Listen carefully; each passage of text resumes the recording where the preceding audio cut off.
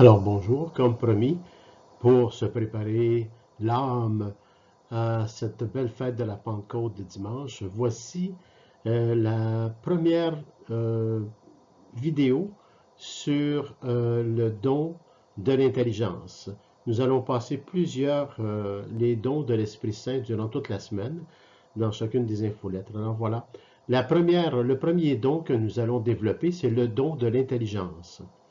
Alors, lors de nos entretiens, laissons-nous soutenir par la Vierge Marie comme les apôtres au Cénacle, sur plusieurs jours avant la Pentecôte, qui elle-même était soutenue par le Saint-Esprit.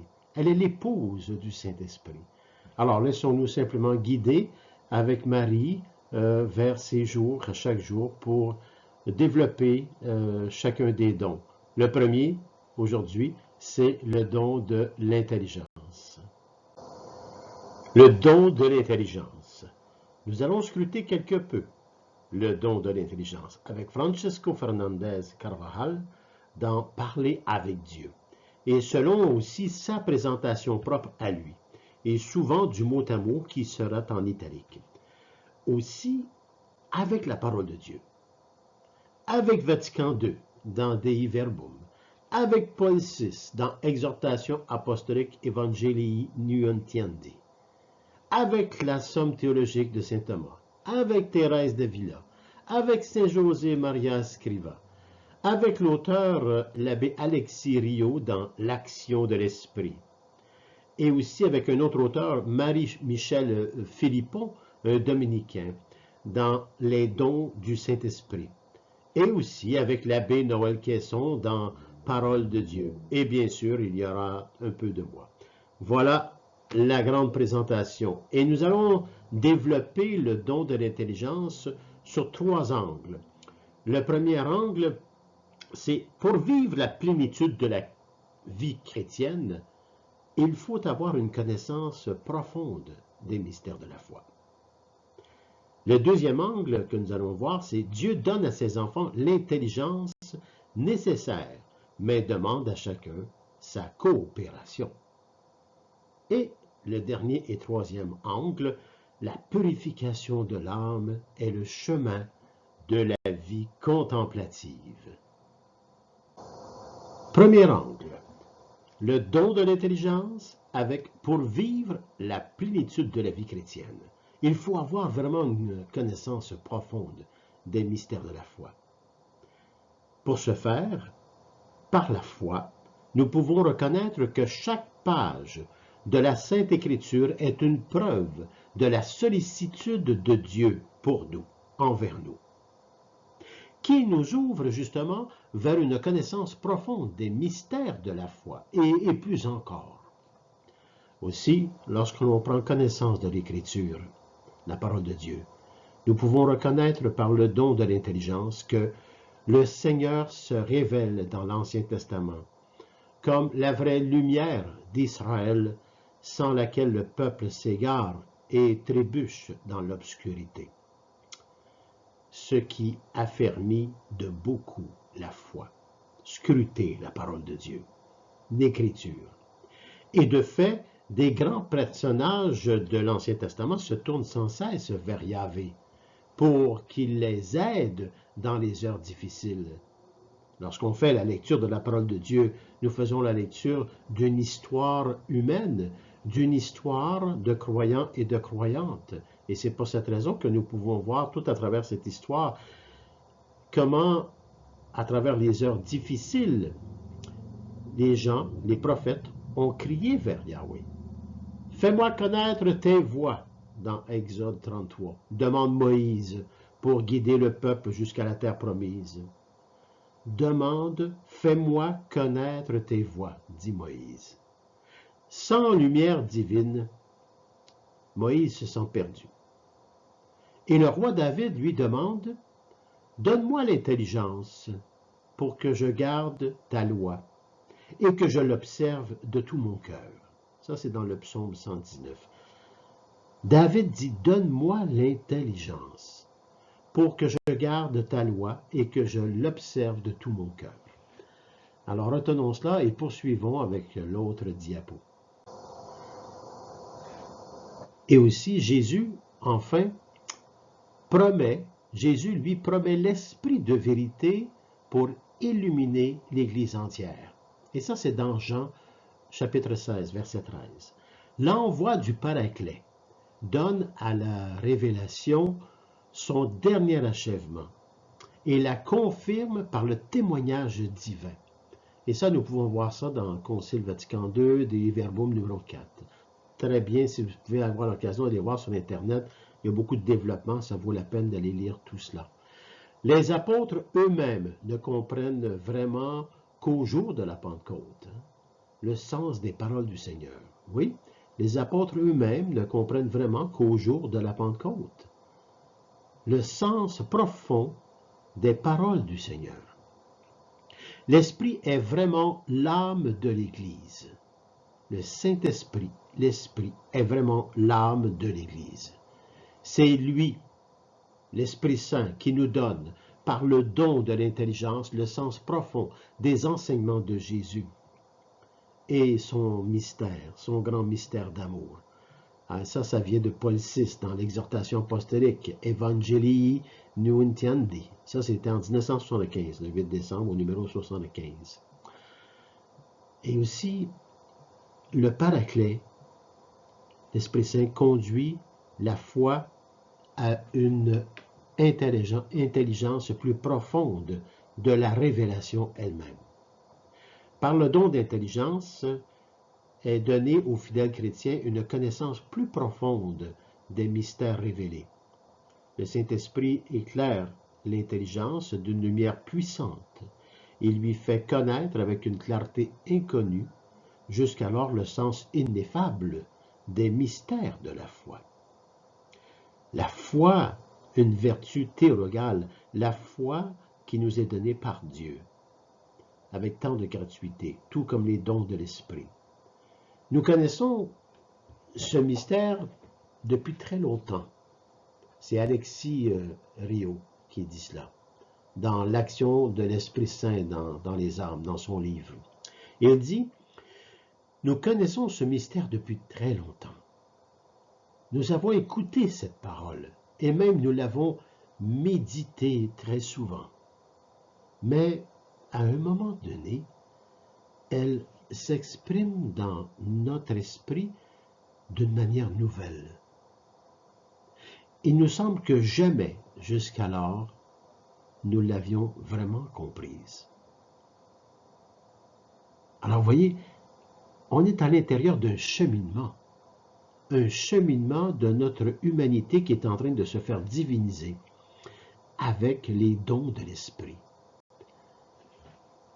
Poursuivons notre recherche du don de l'intelligence avec la prochaine vidéo, la prochaine diapo. Le don de l'intelligence.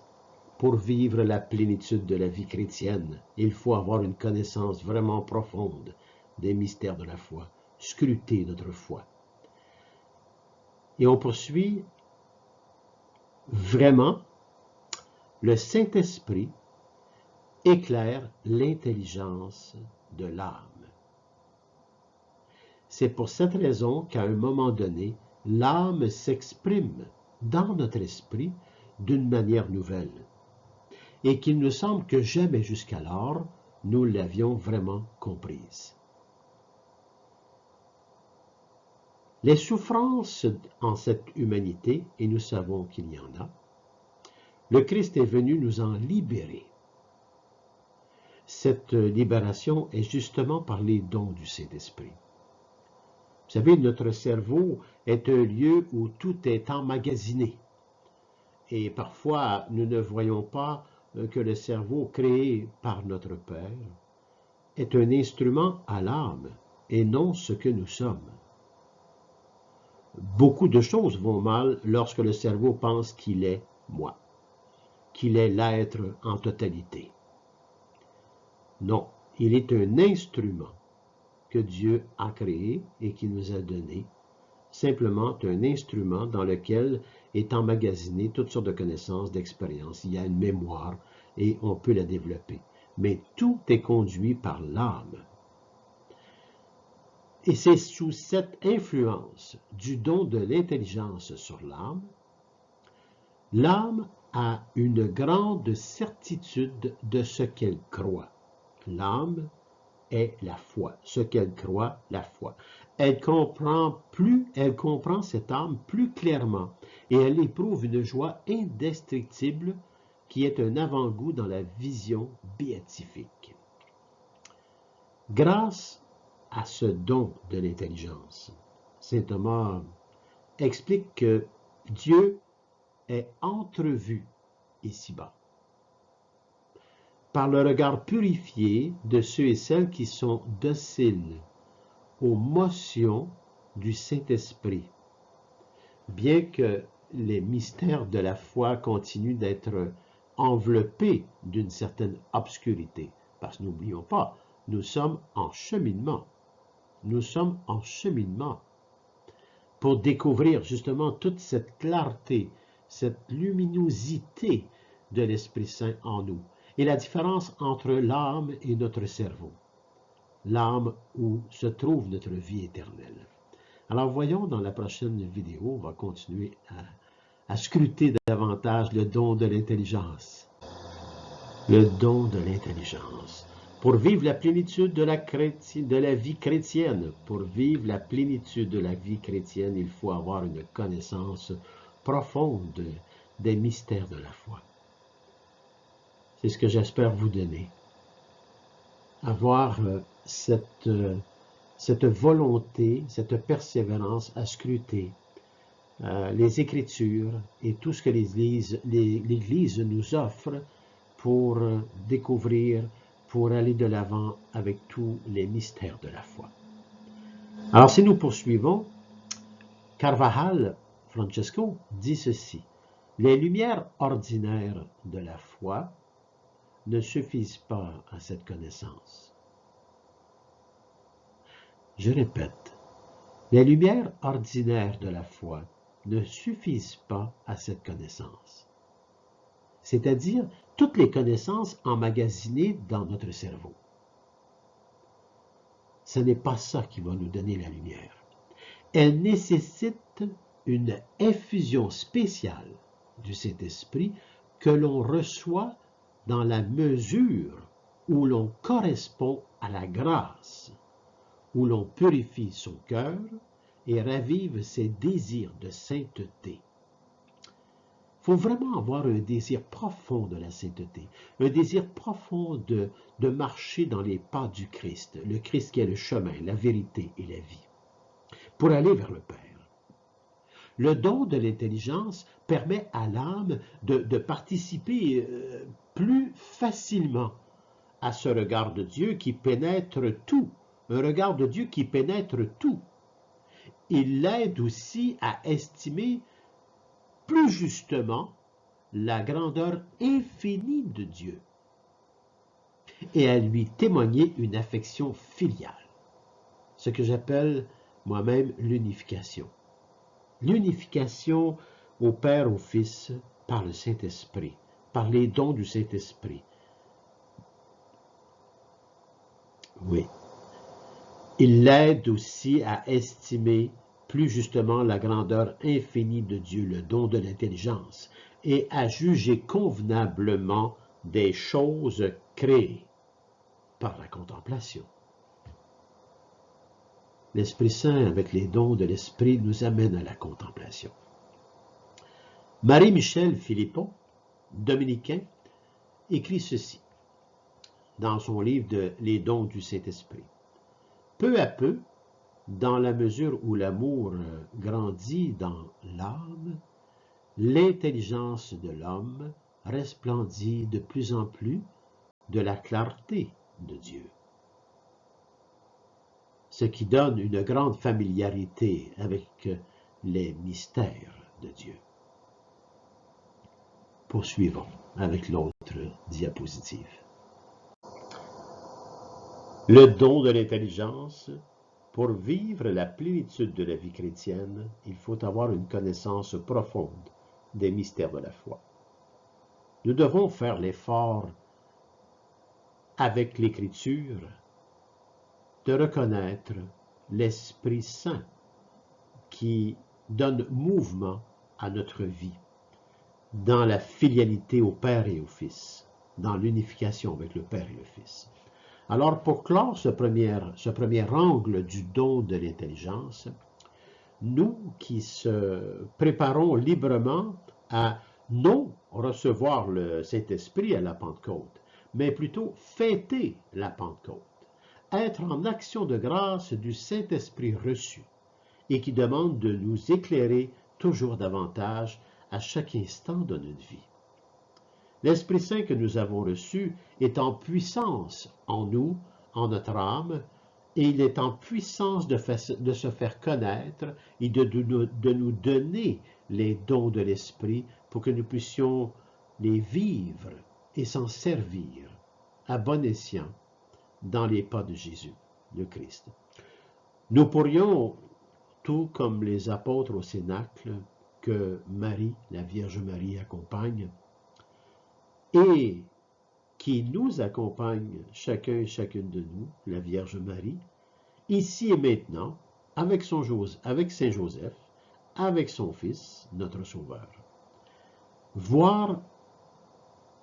Arrêtons-nous pour voir intérieurement si nous avons vraiment le désir à la sainteté.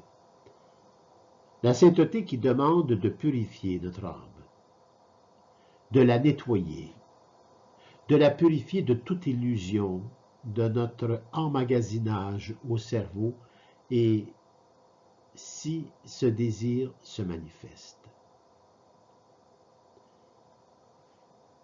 Un désir qui se manifeste par la puissance du Saint-Esprit.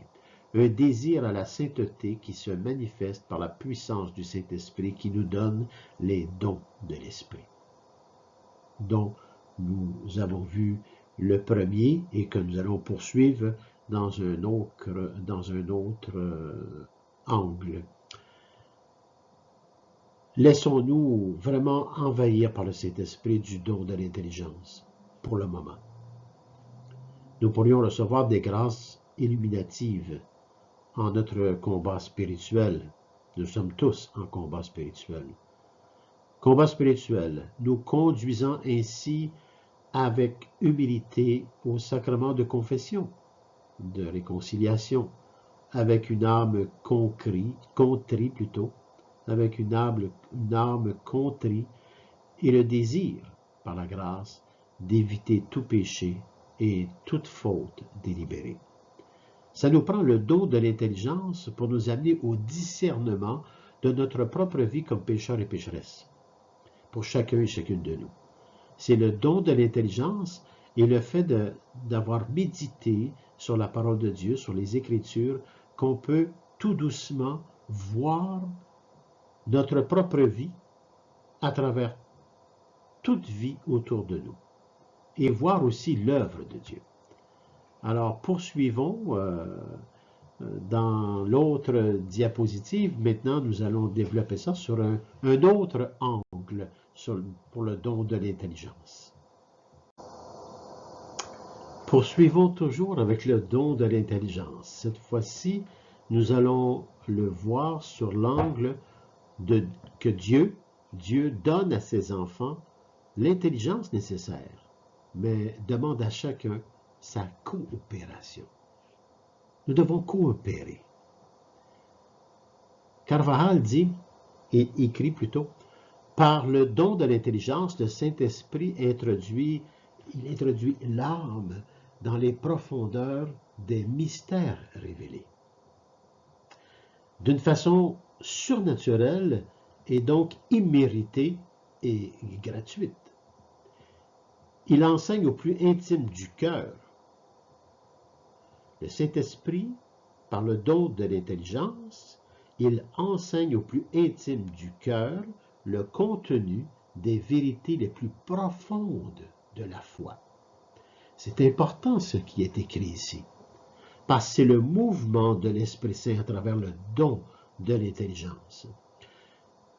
Un don qui nous est donné d'une façon surnaturelle. Donc, quand on parle de surnaturel, c'est immérité, c'est gratuit. La gratuité de Dieu sur nous, parce qu'il nous aime. Je me sais aimé de Dieu. Et il m'aime tellement qu'il me donne, par la puissance du Saint-Esprit et par son Fils, le don de l'intelligence. Il me donne le chemin, la vérité et la vie par son Fils, et de son Fils, il me donne le don de l'intelligence par la puissance du Saint-Esprit, notre baptême. C'est quoi exactement? Sainte Thérèse d'Avila, c'est quoi un peu le don de l'intelligence surnaturelle, qu'on pourrait peut-être dire même? Alors, Sainte Thérèse d'Avila dit ceci. C'est comme si quelqu'un, sans avoir rien appris, ni étudié pour savoir lire, commençait à posséder toute la science, ignorant comment et par où elle lui est venue, sachant qu'il n'y avait jamais travaillé, ne serait-ce que pour apprendre l'alphabet. La gratuité de la connaissance. Cette dernière comparaison enseigne quelque chose de ce don céleste, de ce don surnaturel. Parce que l'âme voit en un moment le mystère de la très sainte Trinité. Et d'autres choses très élevées, avec une telle clarté qu'il n'y a plus de théologiens avec qui elles craignent de discuter de ces vérités si grandes. Sainte Thérèse d'Avila donne ça comme enseignement et elle a écrit cet enseignement. Elle donne cette comparaison. Donc, ça vient confirmer vraiment la gratuité du Père par le Fils et le Saint-Esprit de cette gratuité du don de l'intelligence. Le don de l'intelligence permet de saisir. Le don de l'intelligence permet de saisir le sens humainement inaccessible de la Sainte Écriture, de la vie surnaturelle, de la présence du Christ dans chaque sacrement, de sa présence réelle et substantielle dans la Sainte Eucharistie, présence réelle du Christ à l'Eucharistie. C'est Carvajal qui écrit cela. Et moi, j'y ajoute un peu mon grain de sel par rapport au mot « saisir ». Quand il écrit « Le don de l'intelligence permet de saisir ». Pour moi, le mot « saisir » est comme une lumière. Une lumière qui émane de partout, sans savoir d'où, dans le corps et au dehors du corps, en une espèce d'unification à toute chose et en toute chose, au centre même de la Trinité, le Père, le Fils et l'Esprit Saint. Faire un dans le tout autre, étant un tout. C'est une expérience que l'emmagasinage du cerveau ne peut expliquer. Cela relève plutôt du surnaturel, du don de Dieu. C'est une expérience mystique par la puissance du Saint-Esprit. Saisir, c'est justement saisir cela est vraiment comme une lumière qui émane de partout et qui enveloppe tout et qui nous fait entrer dans cette unification, dans cette filiation trinitaire. Où est-ce que nos yeux, non seulement nos yeux du corps ou le cerveau qui est tout emmagasiné, mais c'est notre âme qui s'ouvre, le cœur qui ouvre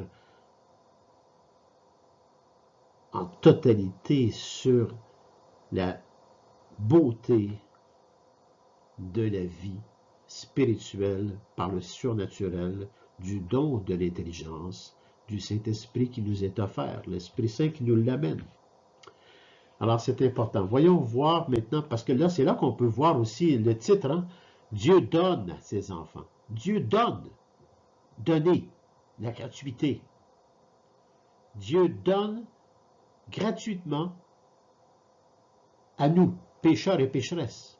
Donc, immérité. Mais je me sais aimer de Dieu.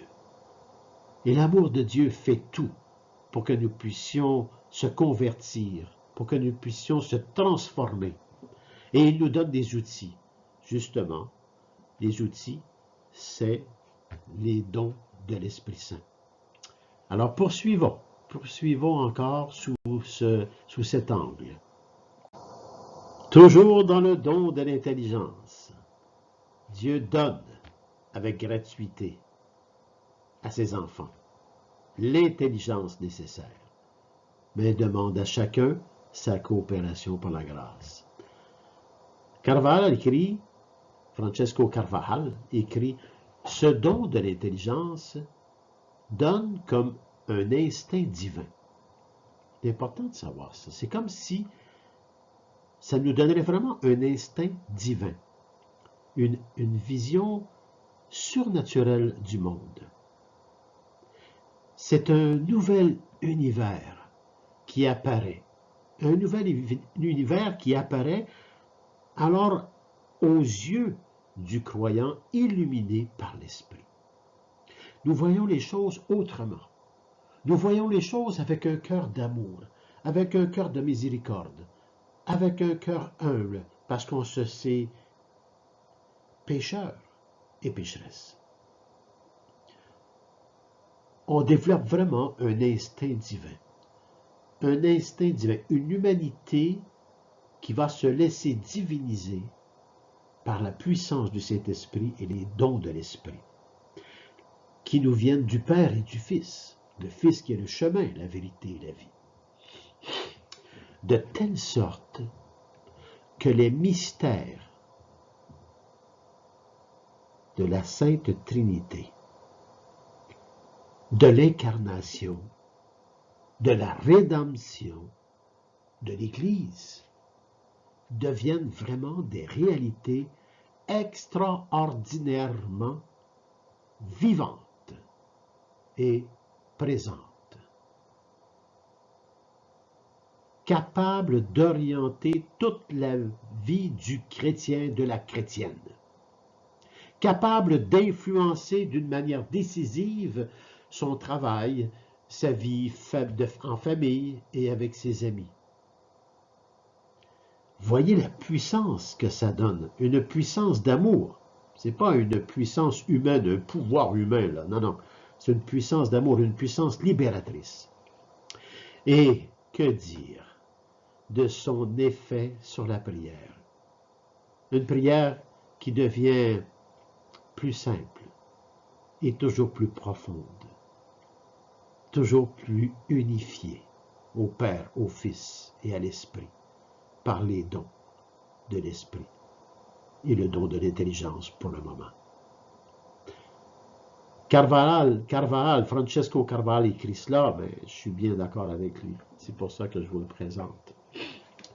Et moi, j'y ajoute, quand même mon petit grain de sel, j'ai le droit, je pense, de faire ça.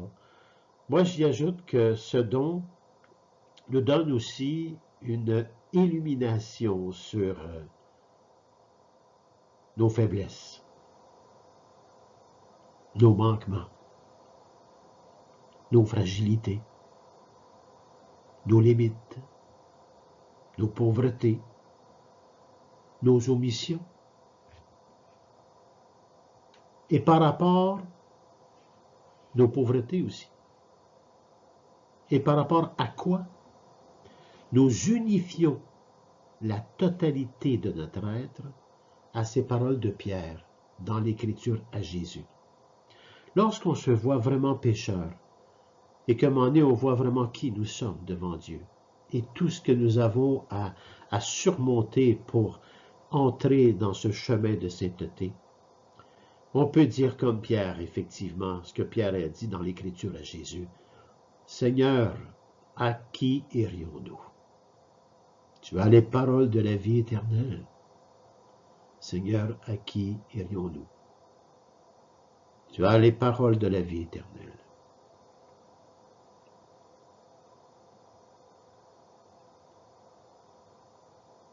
C'est quand même quelque chose. Hein? La puissance du Saint-Esprit, avec les dons qu'on reçoit, dont le premier, le don de l'intelligence, nous fait entrer dans cette dimension surnaturelle. Il nous donne des lumières, nous donne le chemin par le Christ. Il nous donne la vérité sur nous-mêmes et sur toute la vie autour de nous. Et ainsi nous amène à la vie éternelle. C'est pas pour rien qu'à chaque Eucharistie, sachant cela, le prêtre dit à chaque Eucharistie, « Lave-moi de mes fautes, Seigneur, purifie-moi de mon péché. » Chaque Eucharistie célébrée, le prêtre sait qu'il est un pécheur et il sait qu'il est en cheminement de la sainteté. Et c'est pour cette raison qu'il dit « Lave-moi de mes fautes, Seigneur, purifie-moi de mon péché. » Parce que nous savons que nous sommes pécheurs et pécheresses. Mais nous savons aussi que nous nous savons aimés de Dieu. Et que l'Esprit Saint, quand on lui laisse toute la place, nous élève par les dons de l'Esprit vers le Père et le Fils. Alors voyez, l'Église, elle nous donne beaucoup d'outils.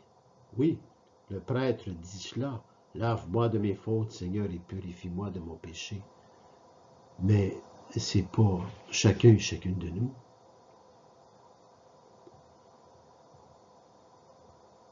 Lave-moi de mes fautes, Seigneur, purifie-moi de mon péché. Parce que nous savons, c'est par l'Esprit que nous savons et que l'Esprit nous donne et nous enseigne ce qui doit changer chez nous, qui nous amène vers la conversion, mais surtout la transformation par la puissance du Saint-Esprit. C'est probablement pour cette raison que Francesco Fernandez Carvajal écrit « Une âme docile aux inspirations du Saint-Esprit se purifie,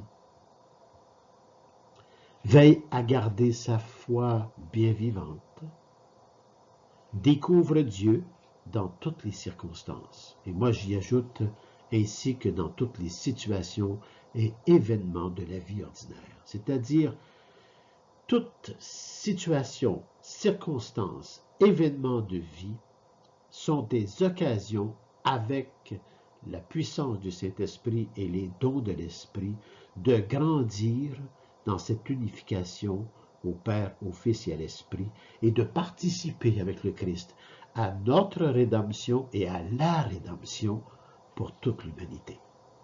Ah, c'est ça pour moi, c'est ce qui est le plus important.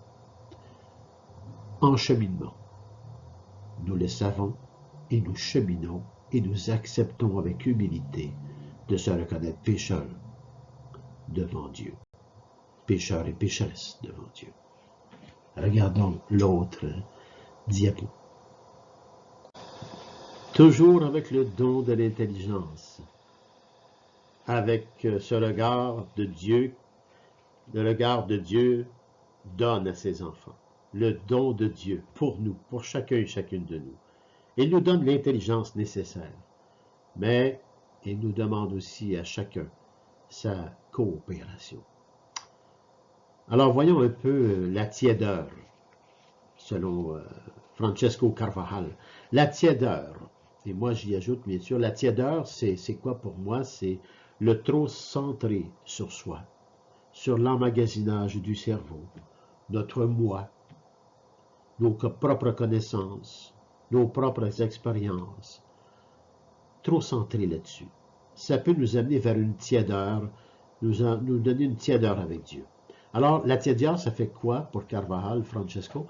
La tiédeur, au contraire, elle engourdit l'âme qui ne perçoit plus les appels de la grâce, les inspirations divines, et perd ainsi le sens de la foi et de ses exigences.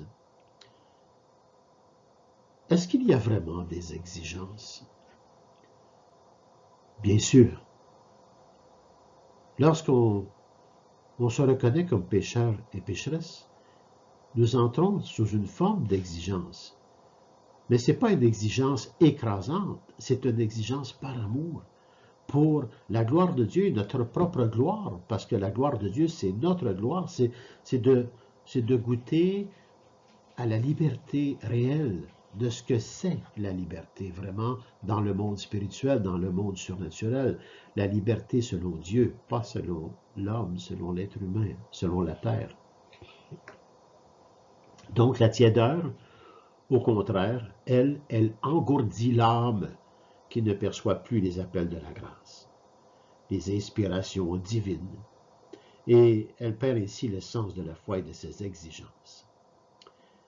Il est important de méditer sur cette petite phrase, parce que nous y faisons tous face à un moment donné. Et c'est là, il me semble, que l'on peut dire que nous nous sommes laissés envahir par tout ce qui est terreux et illusion, et qui, dans son ensemble, amène souvent la division, l'amertume, le ressentiment, la difficulté de pardonner, l'orgueil, l'égoïste, en fait, tout ce qui n'est nullement lié à la paix du Christ. N'oublions pas le Christ, ce qu'il nous dit à l'Eucharistie. Je vous laisse la paix. Je vous donne ma paix. C'est le Christ qui dit cela à ses apôtres.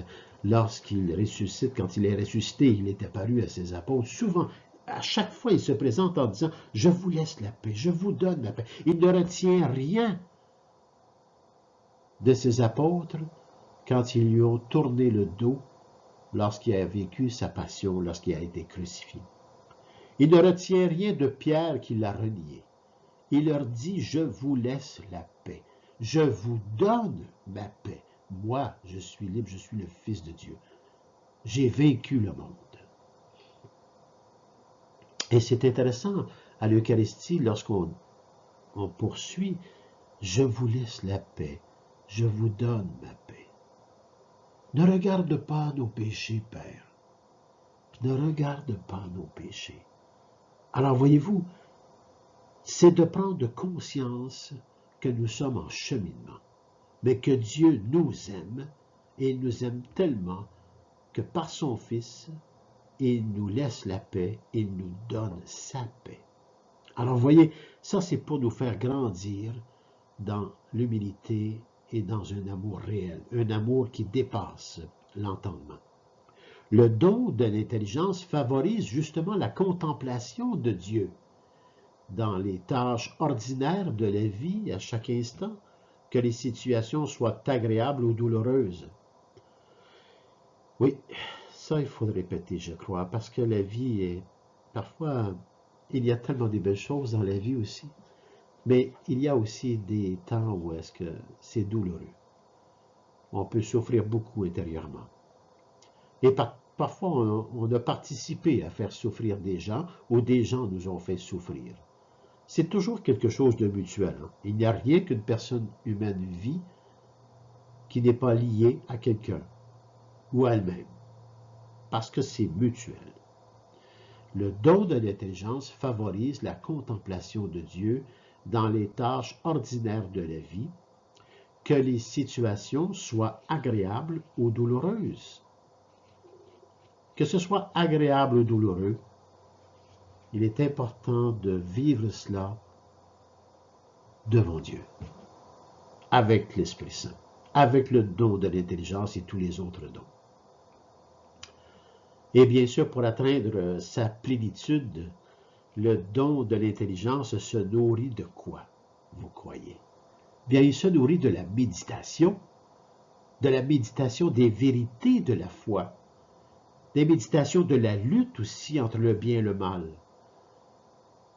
La méditation joyeuse et pleine d'amour parce que je me sais aimé de Dieu. Et tout cela, c'est pour maintenir la présence de Dieu pendant la journée. Il se passe tellement de choses dans une journée. Est-ce qu'on est conscient de tout ce qui se passe intérieurement et extérieurement dans une journée?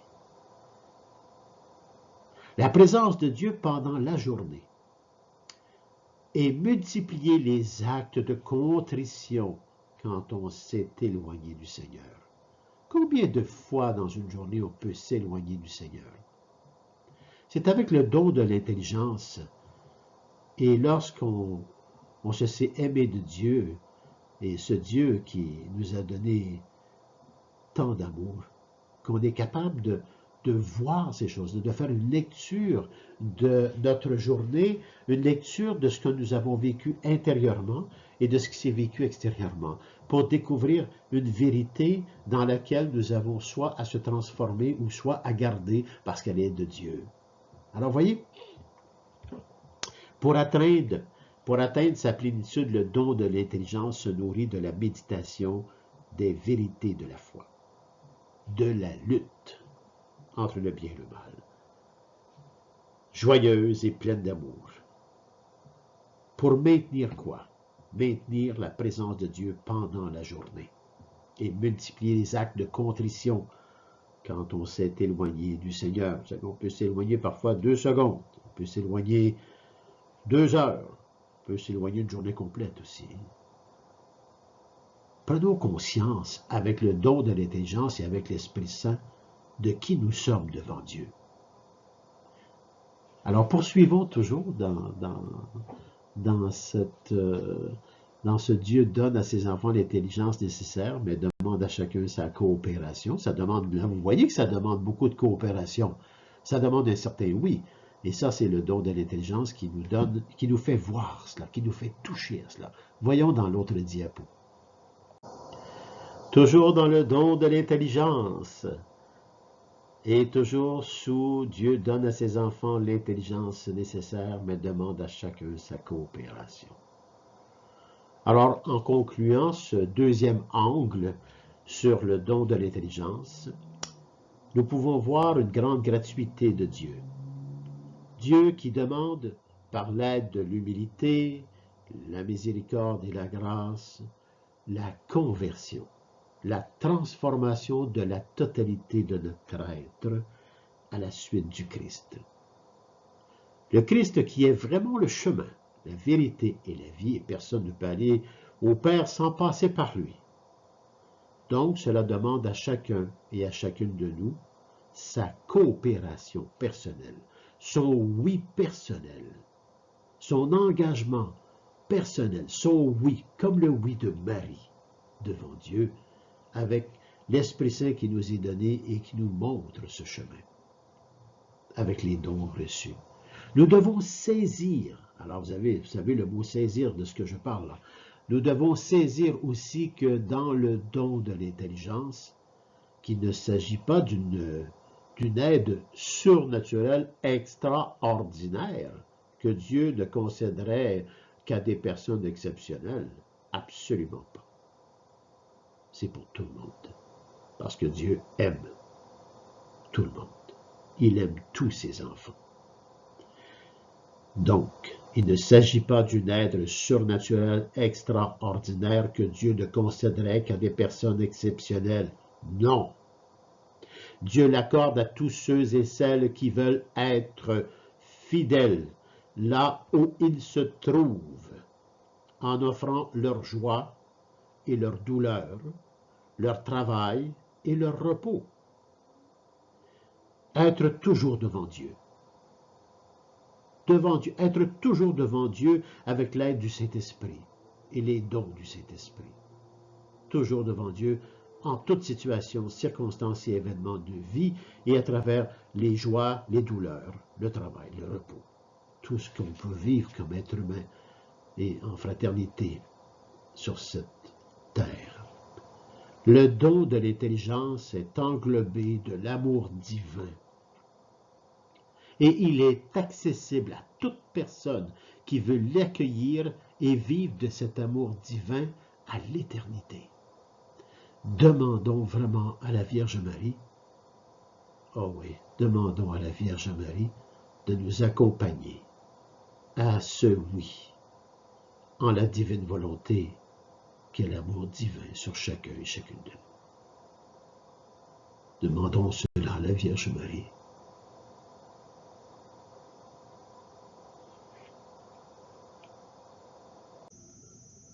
Toujours le don de l'intelligence. Cette fois-ci, nous allons le voir sous l'angle de la purification de l'âme. La purification de l'âme est le chemin de la vie contemplative. La purification de l'âme par le don de l'intelligence est le chemin de la vie contemplative, donc un chemin vers la sainteté. Il s'agit donc de favoriser le recueillement intérieur par la maîtrise des sens, l'ordre, la présence de Dieu, mais aussi la mortification des sens internes, le contrôle de l'imagination, des souvenirs positifs, négatifs, des pensées inutiles, non fondées, style scénario de quoi que ce soit. Vous voyez qu'il y a un travail immense à faire sur chacun de nous, chacun et chacune de nous. Parce que notre cerveau a reçu beaucoup. Il y a beaucoup d'emmagasiné à l'intérieur de cette boîte. En un mot, Francesco Carvajal nous dit en un mot, cherche à rester constamment en présence de Dieu. Juste là, c'est tout un travail. C'est un travail de l'instant présent, parce que Dieu est dans l'instant présent. En un mot, cherche à rester constamment en présence de Dieu.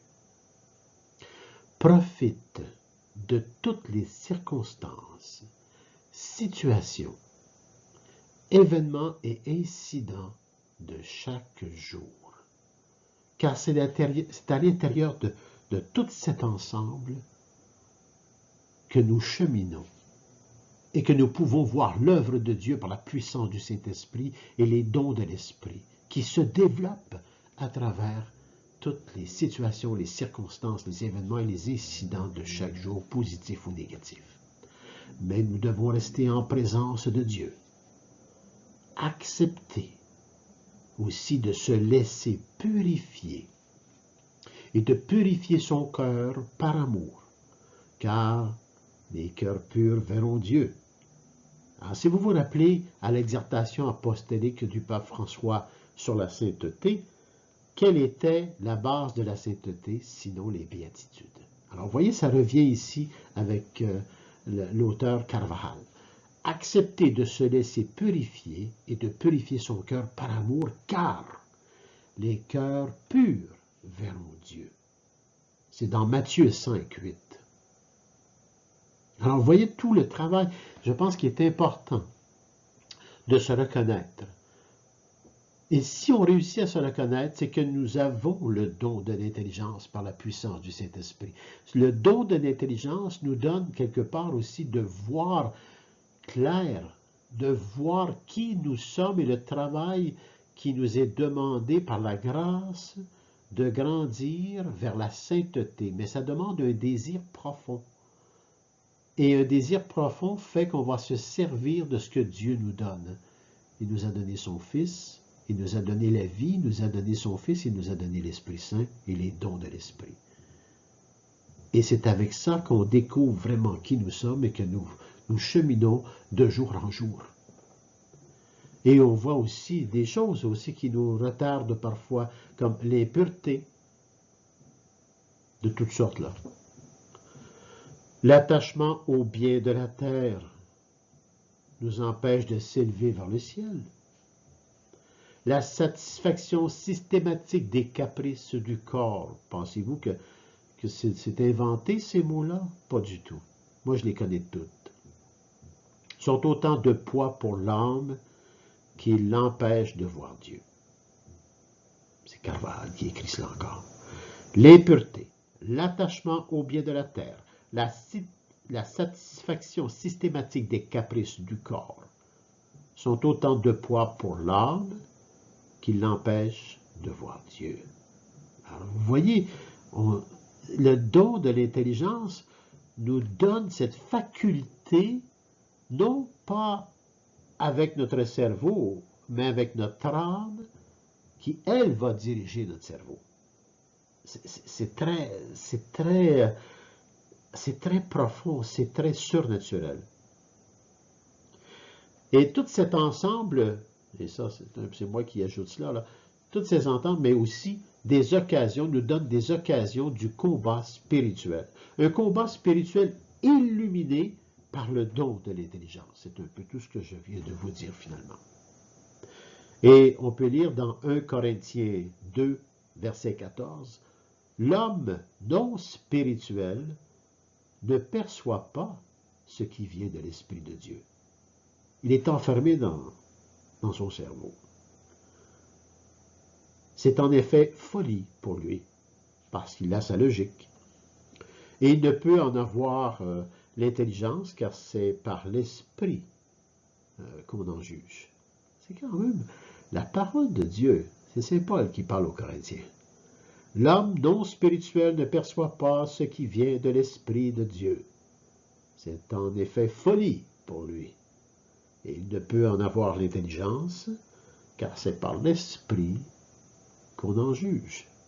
Alors poursuivons cette purification de l'âme, qui est le chemin de la vie contemplative à travers le don de l'intelligence dans la prochaine diapo.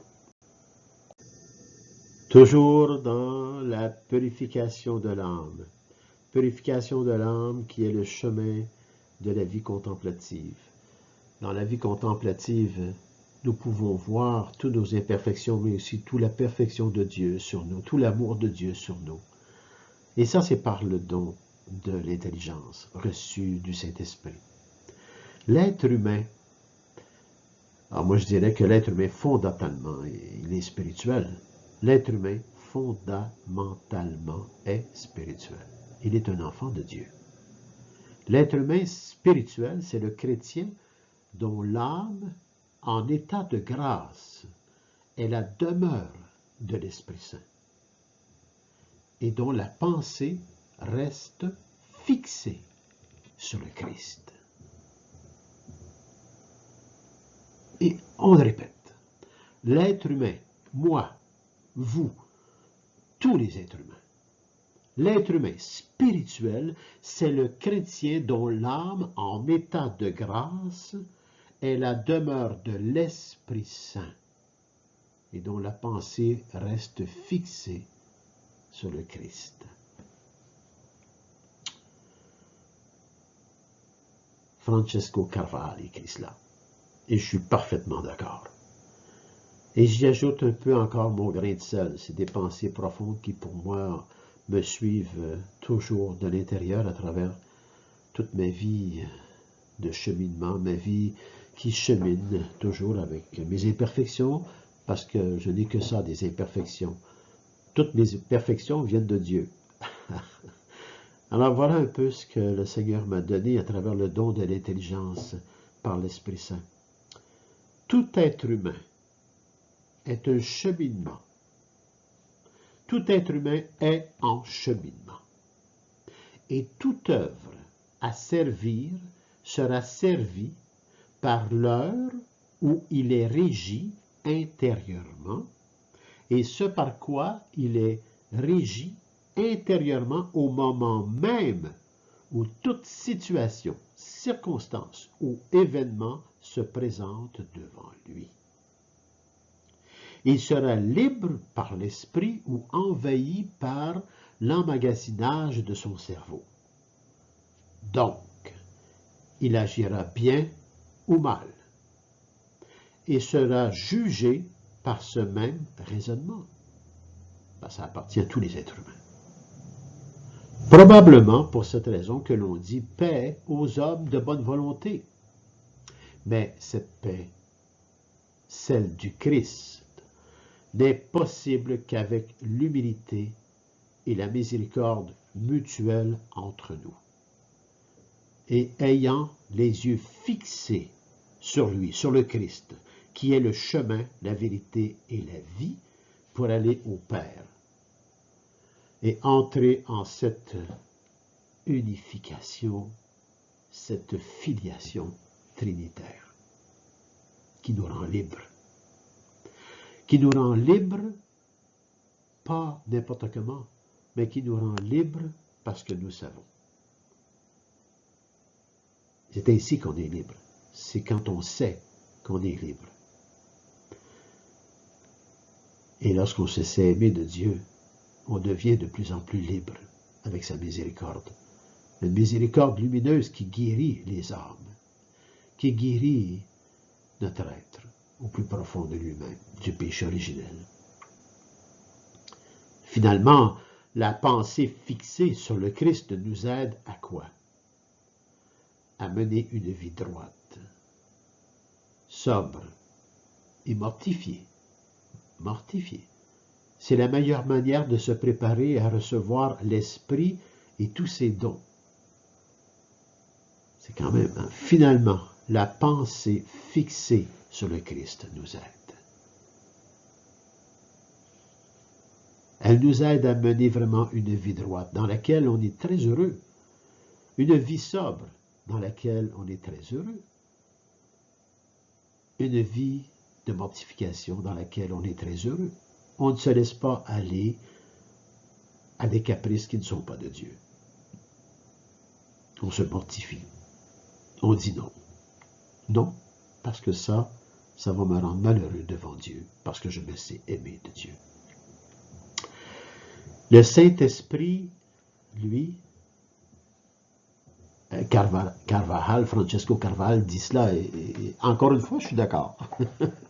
Le Saint-Esprit, oh mon Dieu, le Saint-Esprit aime l'âme qui se dispose à bien l'accueillir. Le Saint-Esprit aime l'âme qui se dispose à bien l'accueillir. La meilleure manière d'être bien disposé est de se laisser accompagner de la Vierge Marie et de demeurer en présence du Christ. Fortifié, tout ça fortifié par la prière, la méditation, la raison, l'humilité, la miséricorde, tous les sacrements, mais particulièrement l'Eucharistie, présence réelle du Christ, des vivres, les vivres du Christ,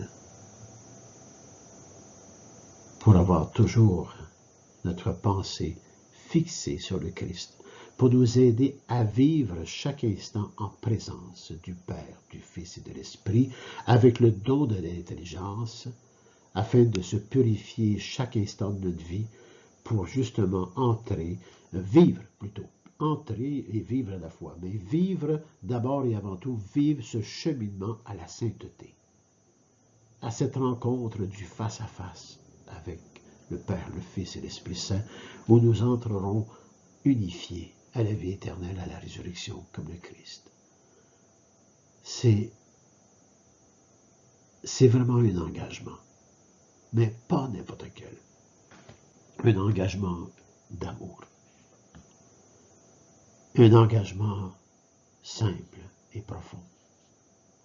Un engagement vrai, avec la grâce. Avec la grâce. Tout ça éclairé par le don de l'intelligence, la puissance du Saint-Esprit et tous les autres dons. Poursuivons maintenant à nouveau avec un autre diapo. Le don de l'intelligence. La purification de l'âme est le chemin à la vie, de la vie contemplative. Contempler tout cet amour qu'on reçoit de cette si grande Trinité révélée et donnée à chacun et à chacune de nous. L'âme qui veut bien, librement, se disposer à une vie spirituelle, les yeux fixés sur le Christ, cette âme donne au Saint-Esprit de faire sa demeure. Nous avons vu tout cela. Sa demeure en elle. Ou encore,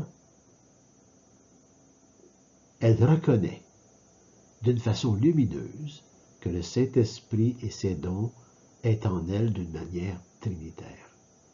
Et si elle est menée en des chemins de prière de plus en plus profondes. Ça, c'est moi avec toutes ces lectures. C'est moi qui écris cela. L'âme qui veut bien. Oui, l'âme qui veut bien librement se disposer à une vie spirituelle. Un oui devant Dieu, comme Marie, comme Joseph, comme les apôtres. Se disposer à une vie spirituelle, les yeux fixés sur le Christ. Cette âme donne au Saint-Esprit de faire sa demeure en elle. Ou encore,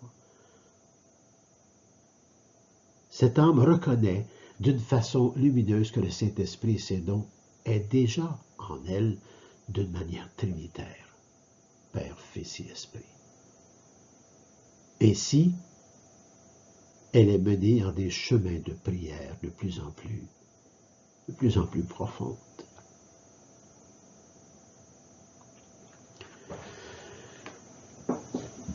Jusqu'à ce que les mots paraissent pauvres. C'est Saint José Maria Escrivá, dans Ami de Dieu, qui écrit cela. Jusqu'à ce que les mots paraissent pauvres. Dans le fond, il n'y a pas un mot qui va donner la grandeur de ce que nous parlons. Jusqu'à ce que les mots paraissent pauvres. Alors on donne libre cours à l'intimité divine. Dans une contemplation de Dieu qui ne connaît ni repos ni fatigue. Nous vivons alors comme des captifs, comme des prisonniers,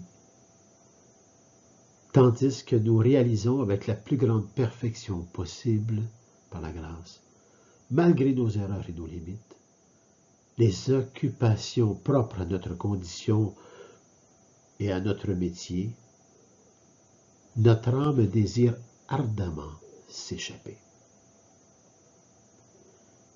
Elle va vers Dieu, comme le faire attirer par la force de l'aimant. On commence à aimer Jésus, de façon beaucoup plus efficace et à ressentir une tendre émotion.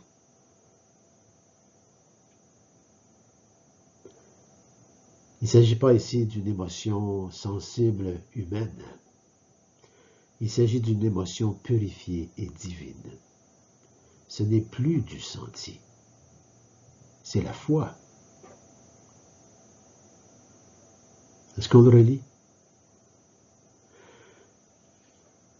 Lorsqu'on entre dans cette unification, lorsqu'on prend le chemin de la vie contemplative, avec honnêteté devant Dieu, avec humilité, dans le but de purifier notre âme, parce que nous avons le désir de la sainteté. Lorsqu'on est dans ce cheminement et lorsqu'on vit des prières profondes, c'est là que les mots paraissent pauvres pour exprimer vraiment ce que nous vivons dans cette relation intime, dans cette unification, dans cette filialité.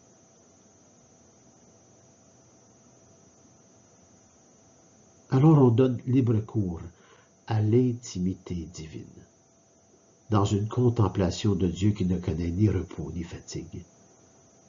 Il est toujours là, constant, fidèle. Nous vivons alors comme des captifs, comme des prisonniers de l'amour. je me sais aimé de Dieu. Tandis que nous réalisons avec la plus grande perfection possible, malgré nos erreurs et nos limites, et nous en faisons tous, les occupations propres à notre condition et à notre métier. Notre âme désire ardemment s'échapper. Elle va vers Dieu, comme le fer attiré par la force d'éléments. L'on commence, et c'est peut-être là justement que l'on commence à aimer Jésus de façon plus efficace et à ressentir une tendre émotion. Et j'y ajoute quand même, parce que je pense que c'est très important, il ne s'agit pas d'une émotion humaine, sensible, comme nous connaissons en psychologie. Non. C'est une émotion purifiée et divine. Ce n'est plus du senti, c'est la foi. Je me sais aimer de Dieu. C'est tout. Aussi simple que cela. Je me sais aimer de Dieu. C'est ma foi. Et là, je peux poursuivre mon cheminement avec lui, avec son Fils, et la puissance du Saint-Esprit qui me guide avec les dons de l'Esprit. Passons à l'autre diapo. Poursuivons. La purification de l'âme est vraiment le chemin de la vie contemplative. Contempler cette Trinité, le Père, le Fils et l'Esprit, avec le don de l'intelligence et les autres que nous allons connaître plus tard. Et Saint José Maria Escrivá en était convaincu, et moi aussi, convaincu de quoi? Que les occupations les plus ordinaires, quelle que soit la culture, la profession ou l'état de vie, peuvent mener toutes les âmes à la prière contemplative. Ce n'est pas exclusif qu'à des personnes exceptionnelles, comme on disait précédemment. C'est pour toute personne qui dit simplement « oui ». « Oui, Père. Parle, j'écoute. » Oui. La Vierge Marie, elle a dit oui. Saint Joseph a dit oui. Le Christ a dit oui à Gethsémani, que ta volonté soit faite et non la mienne. Le Christ a dit oui à la croix. Il est ressuscité. Il est monté au ciel. Il est assis à la droite du Père. Et il nous a envoyés par le Père la puissance du Saint-Esprit et les dons de l'Esprit, pour que nous puissions poursuivre dans la résurrection du Christ, en Église, l'œuvre même du Père, une œuvre d'amour, de rédemption et de miséricorde pour chacun et chacune de nous, à notre salut. Comment on peut faire cette contemplation? Comment on peut arriver à vivre cette contemplation? Francesco Carvajal nous donne quelques pistes. En voici une. On commence par la considération fréquente de la très sainte humanité du Seigneur. Ça, c'est quand même un peu plus facile. Son humanité d'abord. On commence par la considération fréquente de la très sainte humanité du Seigneur, à laquelle on arrive grâce à la Vierge Marie et qui passe nécessairement par la croix. Et on entre peu à peu dans l'intimité de la Sainte Trinité. C'est le chemin. Fréquenter l'humanité du Seigneur avec la Vierge Marie.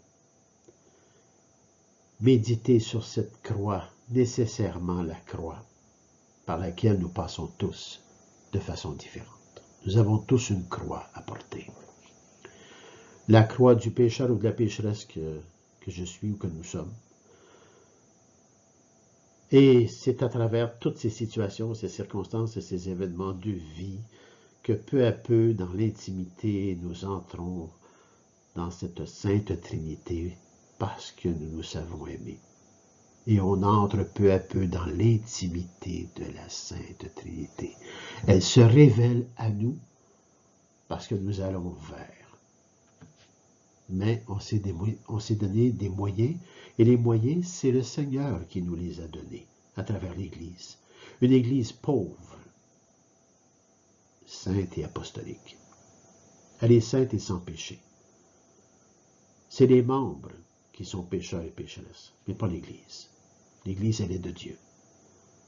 Elle est du Christ. Mais elle est pécheresse par la totalité de ses membres, qui sont en cheminement à devenir meilleurs, à devenir des saints et des saintes. Et ça demande beaucoup de miséricorde mutuelle pour être capable de vivre en Église.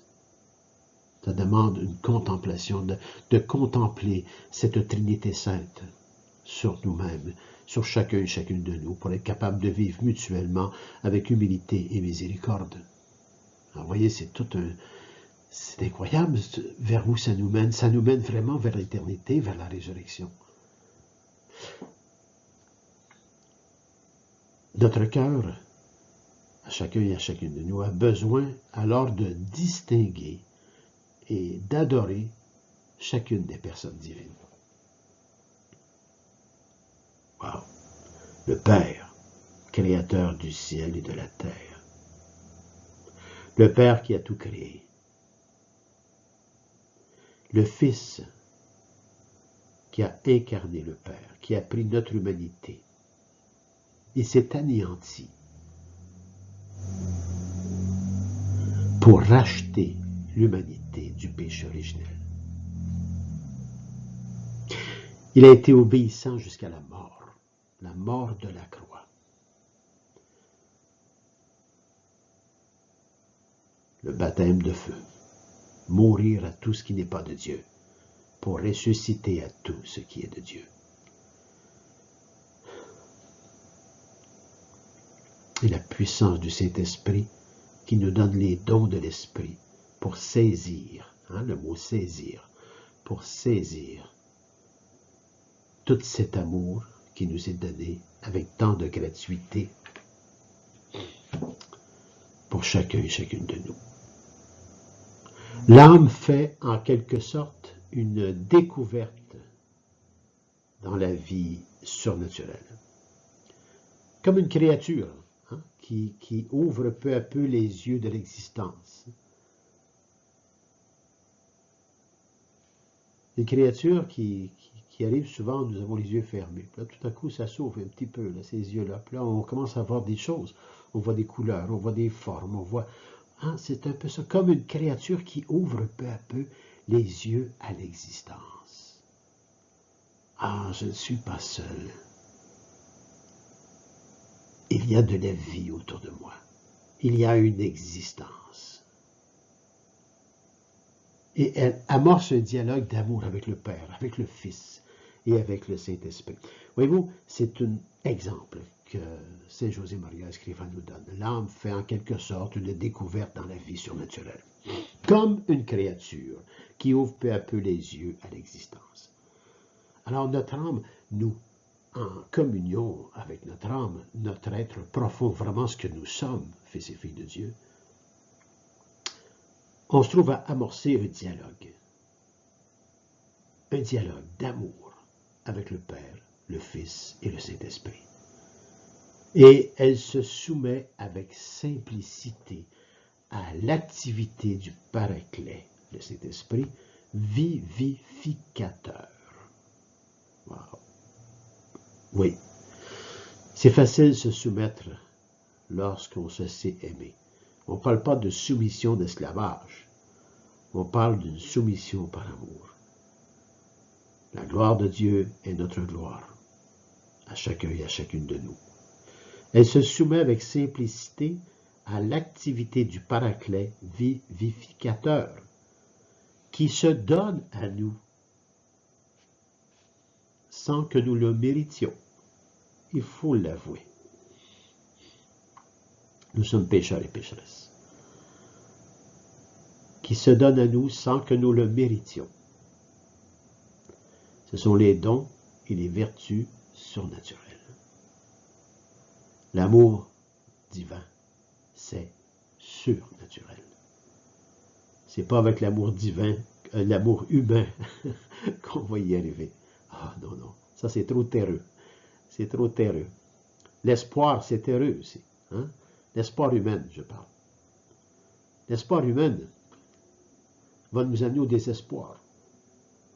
L'espérance, vertu théologale de Dieu, nous amène à l'éternité.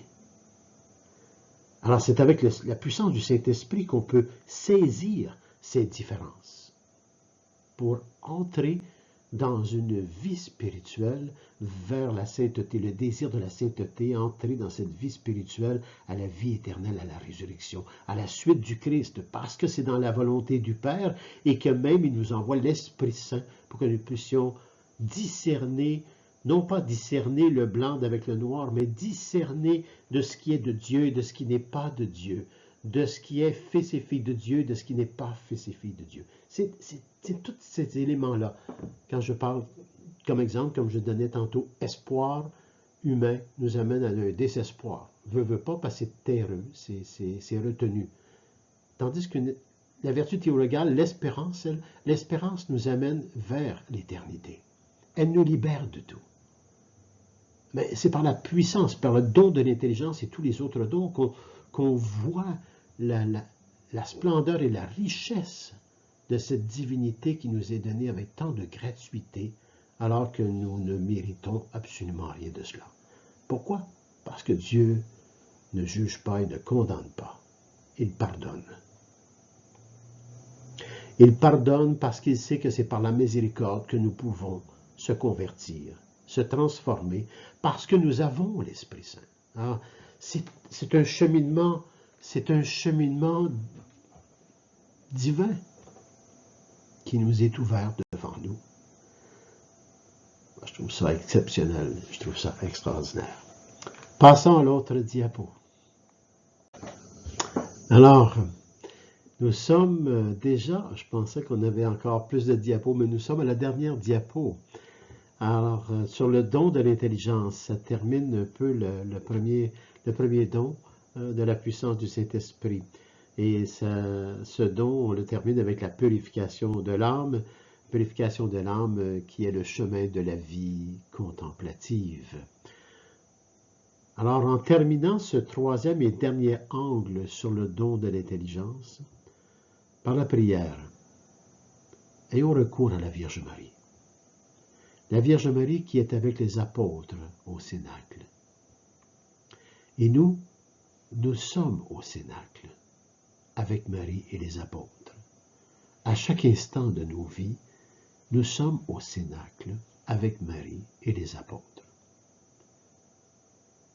Nous nous ouvrons tout doucement à percevoir la puissance du Saint-Esprit et les dons que nous avons reçus.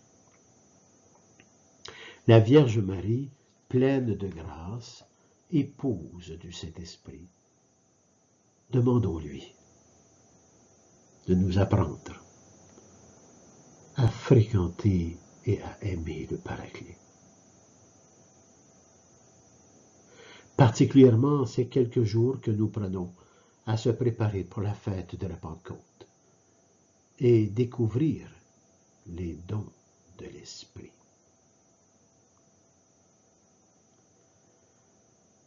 Qu'elle nous aide à ne pas rester à mi-chemin sur ce sentier qui conduit à la sainteté. À laquelle sainteté nous avons tous été appelés. Appelés par le Père, qui nous a donné son Fils qui est le chemin, la vérité et la vie, et il nous a donné aussi le Saint-Esprit et tous les dons qui en découlent, et la présence réelle de son Fils, du Christ. Il nous invite à cette unification. Demandons à la Vierge Marie vraiment de nous accompagner dans ce cheminement de quelques jours, à cette grande fête de la Pentecôte. Je vous salue, Marie, comblée de grâce. Le Seigneur est avec vous, vous êtes bénie entre toutes les femmes. Et Jésus, le fruit de vos entrailles, le fruit de votre oui, est béni. Ô Sainte Marie, Mère de Dieu, et Saint Joseph, votre époux, votre chaste époux, unis dans les liens du mariage, mais plus particulièrement en votre oui à la divine volonté.